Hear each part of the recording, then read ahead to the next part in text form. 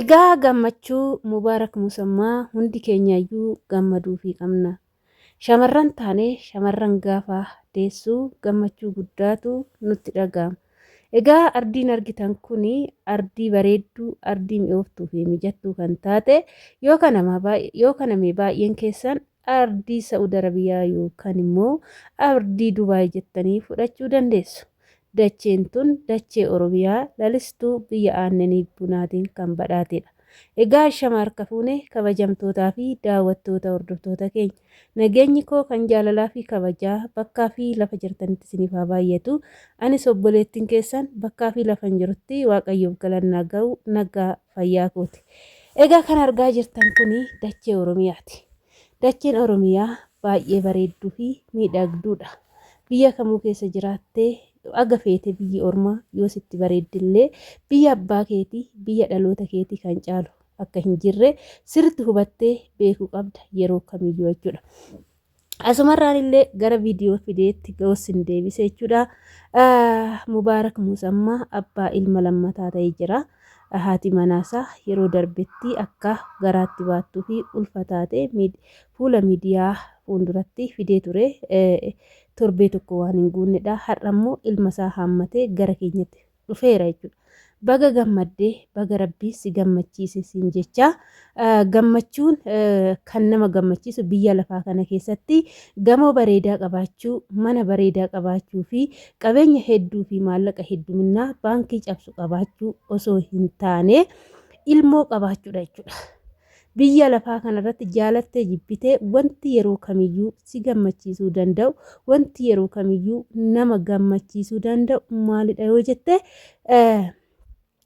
qabeenya kan maallaqa yookaan immoo uffata bareedaa osoo hin taane ilmoo rabbiis yoo si badhaase Waaqayyo yoo si jaalate ilmoodha yoo si eebbise biyyi lafaa kuni gammachuu guddaa isinii laataa jechuudha. Kanaaf obboleecha keenya baga ilma lammataa rabbiin tokkichi si badhaase baga Waaqayyoon inni uuman si badhaase kan dhalate haa guddatu ayyaa abbaa jedhu kan afaan beeku haa ta'u haa dubbatu kan biyya bulchusiif haa ta'u ilma haadhaaf abbaasaa kabajesiif haa ta'u irra guddina ilmoon gaafa haadhaaf abbaa ofii kabajje gaafa biyya ofii maanguddoo kuni guddaadha jettee kabajje xiqqaa kabajje ilma jedhama waan ta'eef ilma abbaa beekaa siif haa ta'u jechuun asumarraan affeerraa kootii. Egaa viidiyoo kiyyarratti aansee shamarran biyya Arabaa jirtan gola madaamii jirtan waggaa dheeraadhaaf hojjechaa jirtaniif dalagaa jirtan tokkoffaa ilmoos qabaattanii biyya Arabaa teessanii hanga ammaa oduu gara biyyaa hin galin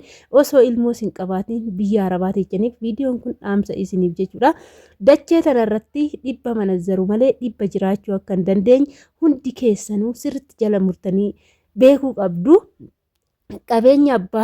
Qabeenya biyya tokko bitu, qabeenya ardii tokko bitu, qabeenya mooyyuu sirraa hafaa osoo qabaatte dhala yoo hin qabaanne qabeenya akkas hin gammachiifne yeroo kamiyyuu shamarri kamiyyuu beekuu qabdu jechuudha. Gola madaamii gaafa hojjennu maallaqni biyya Arabaa keessattuu yeroo sharafni dabalu, yeroo maallaqni dabalu nuti sammuun keenya ni hatama jechuudha. Isa bichaa osoo hin taane barana waan akkanaa godhadhee eger immoo waan akkasiin godhadha kan jedhu shamarran gola madaamii keessatti yeroo baay'ee babal'inaan kan itti mul'atu jechuudha. Kanaafuu wanta akkanaarraa bilisa taanee of fageechinee gara biyya keenyatti galuuf immoo maallaqa guddaa hawwuu osoo hin taane ilmoo hawwuu qabna jechuudha. Hanga nu ga'u erga biyyaa baanee waggaa 2 waggaa 3 hanga 4 hanga 7 inuma hojjenna jechuudha.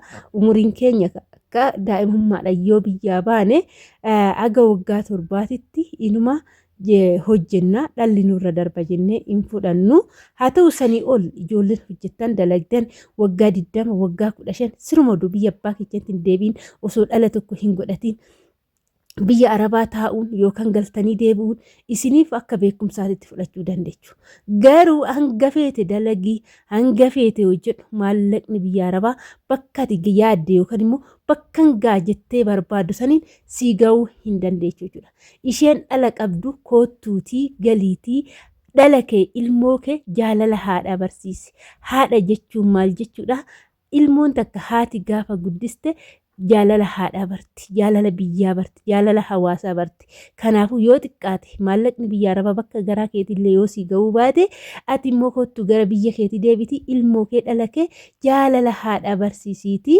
Yoommoo jireenyi sii gamte deebi'ii deemi malee dhala kee jaalala haadhaa malee maallaqni jaalala hin bituuf.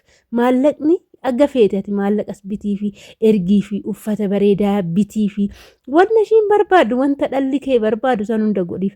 Garuu dhalli kee jaalala kee barbaaddi malee maallaqa ati ergituuf sun baay'inaan akka hin gammachiisne sirriitti beekuu qabda. Isheen dhala hin qabne immoo kootu gali gara biyya keetii.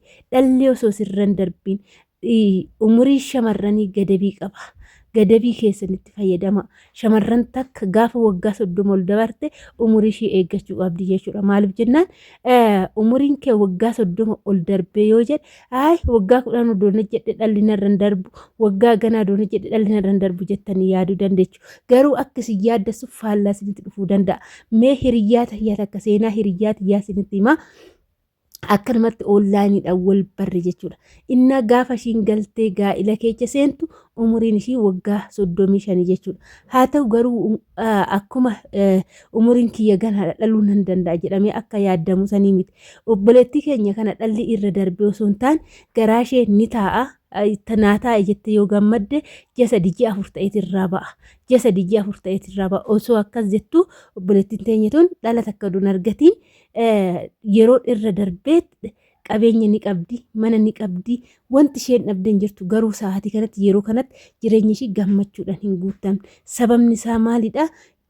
Bakka ilmoo hin jirre sanitti jireenyi ishee hir'uu ta'ee itti mul'ateera.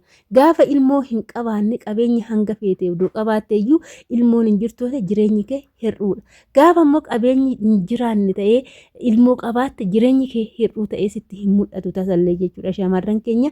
Kanaafuu jireenya keessan keessatti jaalattanii jibbitanii yeroo hundumaa guutuu ta'ee guutuuf godhee kan isinitti mul'atu gaafa dhala qabaatan dhalli keessa sun immoo hir'uu keessa sinii guuta sinii shaffana waan ta'eef dhala malee biyya arabaatti maallaqa jettanii qabeenya jettanii biyya arabaatti yeroo keessan hin gubinaasiniin jechuun ana walee tuubeerraa affeerraa kooti jechuudha. Anis immooyyuu akkuma keessan biyya arabaan ture jechuudha. Haa ta'uti dhalli waan na barbaachisuuf ilmoo waan na barbaachisuufan biyya arabaa bakka garaa kootis ga'uu baadhu wanta garaa kootii goradhee yookaan of gahee hanga funyaanii of gahee osoo hin taane bakka dhalli na barbaachisa dheengalessiniin jedha. Turtii gaarii isiniif haa ta'u.